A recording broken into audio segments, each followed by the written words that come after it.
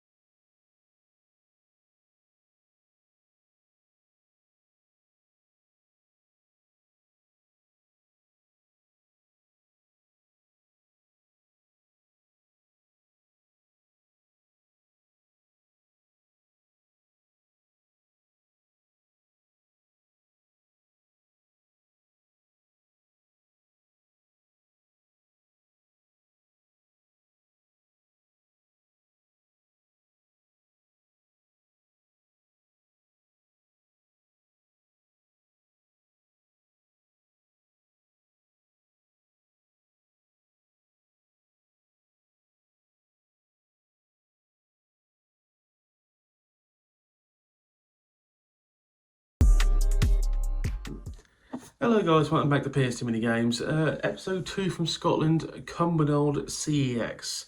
Better than Falkirk. Better than Falkirk with customer service, general presentation also. And it didn't take me half an hour to wait to buy a game. We had got some interesting comments from people on one of my Discords I'm part of about Cumbernauld. Cumbernauld is not universally beloved. That's all I'll say about that. But they treated me well this time and 2 years ago, so goes without saying I'm actually quite a fan of Cumbernauld as it stands. Just the mall area, I haven't touched anything else. This time I managed to get 4 SC4 games and 1 PS2 game. We actually got a PS2 game, which is better than I expected because I've got to be honest, for the CEXs at the moment, PS2 stuff's incredibly hard to find.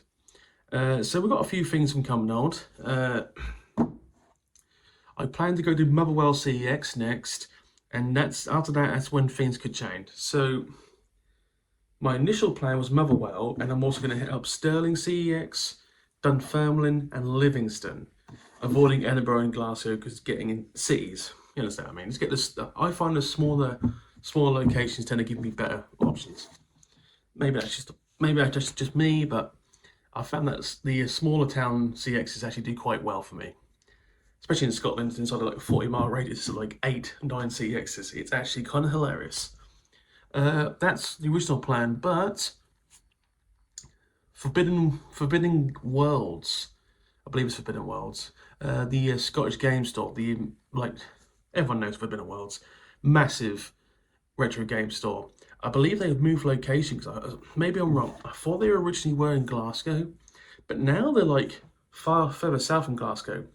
I think it's somewhere near. It's like near a random. It's a real random place, like an industrial estate random place, but in the middle of nowhere kind of random. It's awesome for like parking because you know how to get there. It's just simple. But I think it's either near Kilmarnock or there's another town nearby. But it's like it's in the middle of nowhere. It's awesome, and I follow their YouTube channel. They've shown off the new store because I think it's only been there for the last 2 to 3 months. They've only really moved there, maybe last 6. But anyway, I wasn't originally going to go there because I thought it was in Glasgow. I'm going there now, budget-wise. So I'm just going to tell the truth because obviously I'm on holiday, so I'm not on holiday by myself. My father's with me this time. My father's with me. We always go on holiday together. Take my father. My father's in his 70s, so you know what I mean. How can I put this? Spend time with your father while you can, kind of stuff. You know, my father's quite never like how can I put this? I was taught well, like financially, it's like don't spend more than you earn each month. Sometimes you can't avoid it with actual bills, but if you can, try and make sure you spend less than you earn over the year. That way you can't get yourself into financial issues. And credit cards are there to be used correctly, not just as an option you can. You understand what I mean? Credit cards are there for use them occasionally to help when you really need it. That kind of stuff. Anyway, my father, when I'm on holiday, he comes with me to CEXs because I don't like leaving him alone. And you might see an elderly man with a in the background. He likes getting out, kind of thing. You understand what I mean?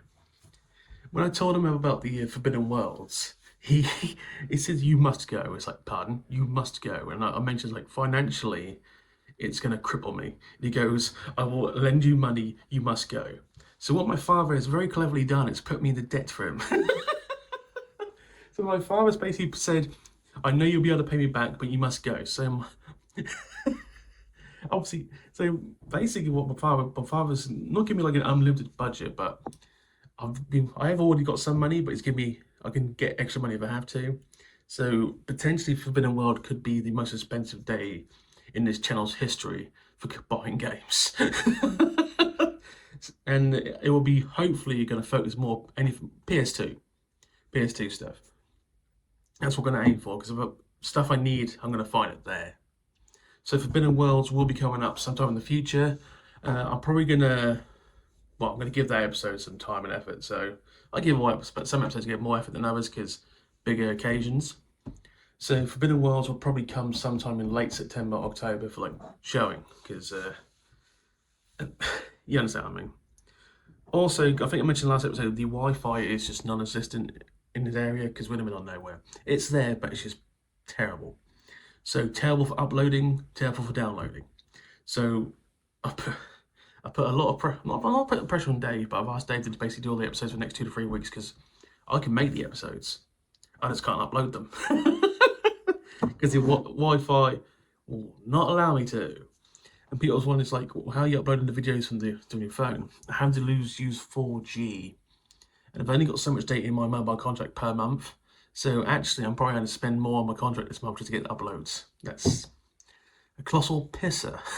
But I'd rather do that and like keep things fresh. Once again, I apologise for the filming location. Literally, this bungalow has a living room, but I don't want to film with that in the background because this disturbs him. You understand what I mean? So, blah, blah, blah. Anyway, Cumbernauld as a whole was actually quite good. Better than Falkirk CEX. So, that's always a benefit. As I mentioned, 4 N64 cartridges and 1 PS2 game. There was a box game I really wanted. It was one of Star Wars. I think it was Star Wars Racer Episode 1, N64. And when I got there, there was too many marks on it. And I was so disappointed because that was the main reason I went there. The other reason was the PS2 game, which I got and it wasn't a cheap game, like £32. You'll see shortly. I had to check all the list of people put the stuff aside for me if I've got it or not. For some reason, I thought I owned this game, but on my list it's not ticked off. So if I bought the same game twice the last 3 or 4 months, that's my fault. But I swear I haven't. I don't think I own this game, but I better go home and find out I actually do own this game. I can always trade it back in. By the way, I've pretty much got a plan for the rest of the year. So obviously all the Scottish stuff will take up most of September. I need to buy games from Dan the Dude, Gamer Rarities, and hopefully actually buy the games from Jonathan Neil Smith. And then I've got a plan for December. A very ambitious plan. But for all the things I've got planned, I think that's pretty much the whole year covered. Maybe not an in-game market, if I have time and money. Money is the aspect of everything. That will be the whole year. Sorted out if I actually, things go to plan, put it that way. Anyway, what we're going to do, we're going to throw a commercial in here. On the other side, we're going to go through the 5 games that I picked up from Cumbernauld CEX. See you on the other side. Hi, Game Boy. アメリカで人気抜群のアクションソフトメトロイド2を紹介しよう。あのメトロイドがぐーんとパワーアップしてアイテム充実、敵キャラだって最高にエキサイティング。ゲームボーイソフトメトロイド2。Metroid Omoroid. Welcome back, guys. If I sound low key, it's because obviously I'm not used to the room. You can hear the echo. I didn't bring my microphone because that's my fault. So very low key because it makes a big difference being in your own games room, like being secure. Filming in random locations it might sound stupid. I am perfectly fine filming outside and talking outside. In properties like this where it doesn't, I'm just renting it kind of thing, like, don't like it. I'm not used to filming inside places that are not mine. Anyway, enough of that shit, let's get on to the games. Scratch that, one more thing. I mentioned about hype in the last episode. I think hype actually does help, because we'll see, but basically the only way I can really determine it if like every person gets 3 hypes, right, and you can actually use all 3 hypes on one video. And supposedly, because it is true, because of the size of the channel, I get apparently 2,700 points per hype. Now, the only way it really makes a difference, I think, if I get 80,000 points in like 24 hours of the video going up, which sounds like a lot, but if I can get like 2,700 pounds, they did mathematics, 8,100 points from each person for the 3 hypes. Obviously, there's other YouTubers you might want to get the hype too, but basically, if I can get as much hype as possible in the first day, it really might make a difference. So I just thought I'd throw it out there, just curious. The hype mechanic might not be working, because there's certain times where I would like to hype someone's video and I can't do it. I think it's because I've got a YouTube channel. I'm not quite sure. It's weird, because one of my channels I can hype with, because I've got my own personal channel and I've got this channel, the actual PS2 Mini Game channel. With this channel, I can't hype anything. With my own personal channel, I can hype things. It's fucking weird. And before anyone asks, no, I'm not hyping my own fucking channel. I hype Dan's channel. Anyway, to the games. 4 actual N64 kart games have all got uniqueness to them. They're not like, they're quite commonly known games. Reason common. We'll start with The World Is Not Enough 007. Now, I believe this also got a PS2 release. Obviously James Bond. Obviously, after the amazingness that was GoldenEye 007, literally top 3 best-selling games on the N64. This game came out. I've never played it. It's in actually shockingly good condition for a kart. Hopefully Dave will splice in some footage in the corner here. I know nothing of this. The film I found a bit bland, I must be honest. Because GoldenEye was actually a reasonably good cheesy film. It really was. This one I have very little to no memories of, and it doesn't scream in my head amazing film. So I can't really speak of the game. The PS2 versions of all the PS2 and 007 games were actually quite good from memory. The original ones, the later ones I've never played. But anyway, that's the first kart we needed. Obviously EA Games, so it's in the game. Obviously, well before they started fleecing people with their in-game purchases. I'm gonna have to Google how much it cost EA when they lost FIFA. Maybe it didn't cost them. Maybe they didn't lose anything, but the actual license. You know what I mean? Maybe I'm wrong. Maybe they actually still make a shitload of money on it, because FIFA's just the same game I played every year. I went 5 years without playing FIFA, bought a new version. It's like, fuck me, they've changed nothing. Just like Call of Duty. By the way, it's a very windy day. So if you hear background noises, that's the wind in the building, because the building's completely made out of wood. So you're going to hear wind. Right. I'm going to try and get this next one full socks, because I actually thought I'd never be able to do this again, because for those of you who know this inside joke, and a lot of people probably don't like the joke, I just like doing it because I like having fun. There's a certain sport that South Park ripped the piss out of about 10 years ago in America, where it's basically a driving sport where it's actually quite simple, and apparently it's for the poor and stupid. Now, I bought all 4 games of this for the PS2, so I could do the joke again. what I forgot was when starting the N64 collection, there was one game for the N64, and I found it. So, once again, and I'm going to try and make this as cordial as possible. My father on the other side of the property, which is like really over there, is probably going to hear this. We're going to go really fast and turn to the left. NASCAR 99. Fuck you, Danica Patrick. I'm gonna drive and I'm gonna go fast and I'm gonna turn to the left sometimes. Can we just get back to the subject of racing, please? Oh, bring it on, Danica. You dumb bitch. Think I can't steer left better than you? Oh my god, that's like my favourite South Park episode. Of South Park, Eric Cartman, who's a terrible child, just going full piss take on NASCAR. NASCAR is only for the poor and stupid. That's gay as hell. I want all these quotes, by the way, from the episode. Do not think of them as what I actually believe. I don't believe any of that. Pissing me off. Dave's got to splice some of these quotes just to prove I'm not full of shit. Please splice some of those quotes, Dave. You see that? Danica Patrick tried to get in my way. That pisses me off. That's fucking gay as hell. Anyway, NASCAR 99. I have no problem with NASCAR. Fucking put a label on the back, bastards. I have no problem with NASCAR whatsoever. It is true that most of the circuits is just like between 200 laps, just going really fast in the oval and just constantly driving to the left. But I heard there was some reasonably good speeds.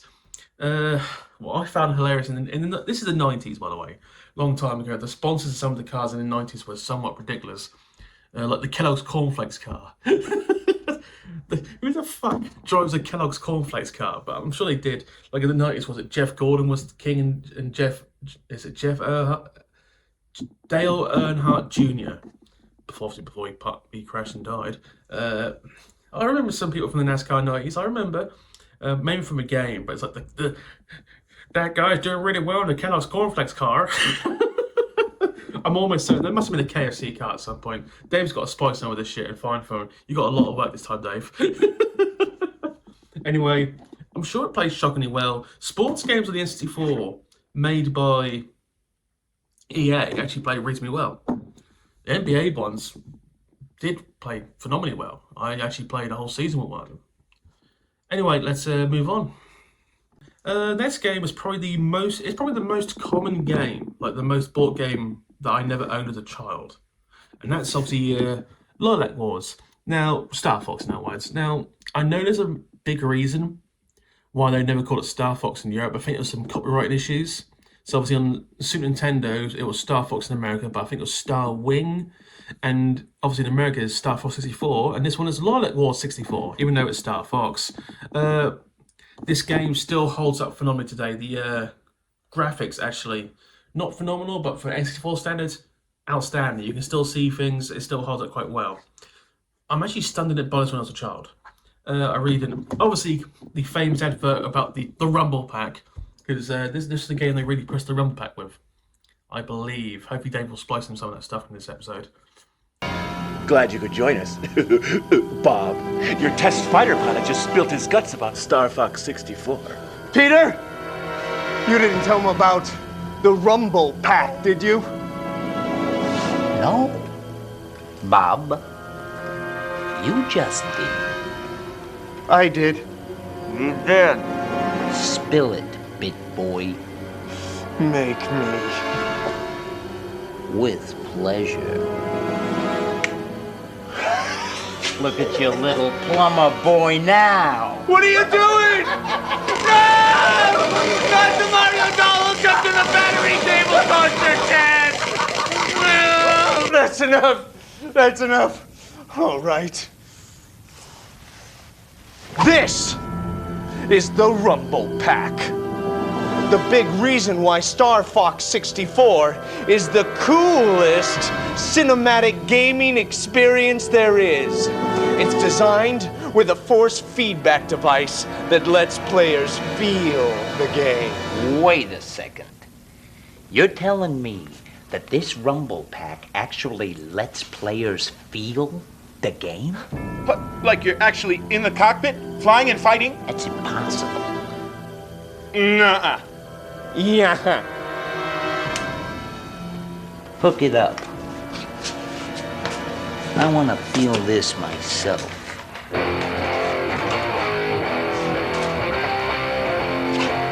The rumble pack lets you feel different degrees of vibration. Like when you turbo boost or you shoot a bomb, the rumble pack feeds back a slight turbulent vibration. Whoa! I actually felt it. I told you. And when you get hit by enemy fire, you feel even more of a vibration. Cool. What's even cooler is when you crash your vehicle, that's when you really feel the vibration. This is incredible.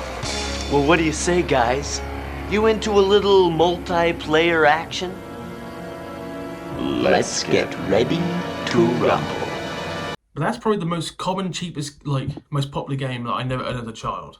All the other popular N64 games I owned. So it's actually nice actually owning the original. I own the 3DS version. I played the shit out of that a long time ago. So I played the game pretty well. I think Star Fox struggled after this. I think the GameCube game was all right, but they wanted to do more non. What was it? Is it Star Fox Adventures or Star Fox Temperatures? I think it's Adventures.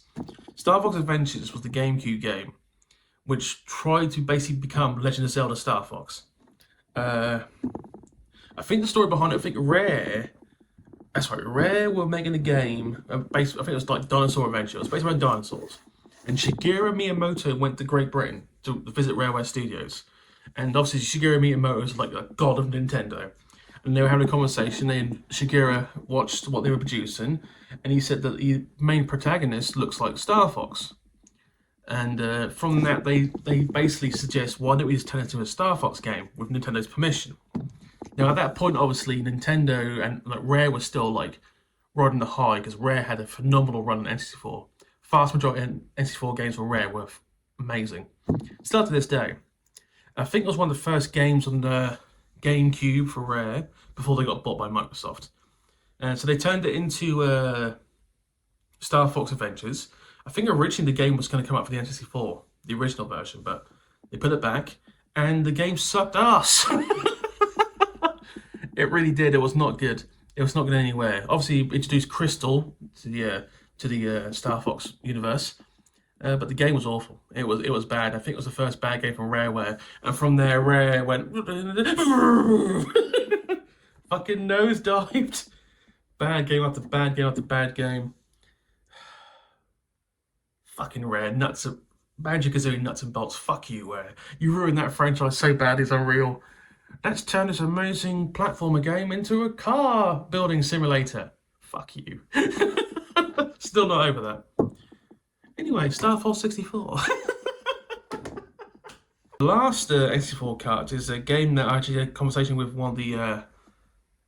I had some comments from the last episode on, and that's F-Zero X. F-Zero games, highly underrated. Very good games. And never played this one. I will be playing this one. Obviously, Captain Falcon being the main character. But there's a lot of like drivers you can choose from. F-Zero games, from the Super Nintendo version to this one to the GameCube version. The GameCube version, fantastic game. Phenomenally hard. But it's like, F-Zero, solid franchise. Really is a good solid franchise. They were well made. So weird hearing Nintendo pass on one of their franchises to Sega to make. And Sega took it, ran with it, and made a phenomenal game in F-Zero GX, which, once again, I mentioned, phenomenally hard. Really was. Obviously, I don't know if F-Zero... I think F-Zero X came out before Super Smash Bros., where the legend of the Captain Falcon Falco Punch came into realization. Maybe I'm wrong with this, but as I understand it, Captain Falcon, obviously, they put him in Super Smash Bros., the original game. And the legend of the Falco Punch began there. I believe this is how it began, because the Falco Punch in that game, if you got hit with the Falco Punch, you were fucking dead. You would fly! The amazing Falco Punch. So much so that in like the next 2 or 3 games, the Falco Punch, they toned it down a bit, but still the Falco Punch was still like, you getting hit by this, you're going flying, motherfucker. Also, all the memes. To this day, when I play Smash Bros, Captain Falcon is still one of my 5 mains. Such a high-risk character with the Falco Punch, the Falco Kick. All his moves, you got to do right time, right place. You really have, otherwise you're in deep shit.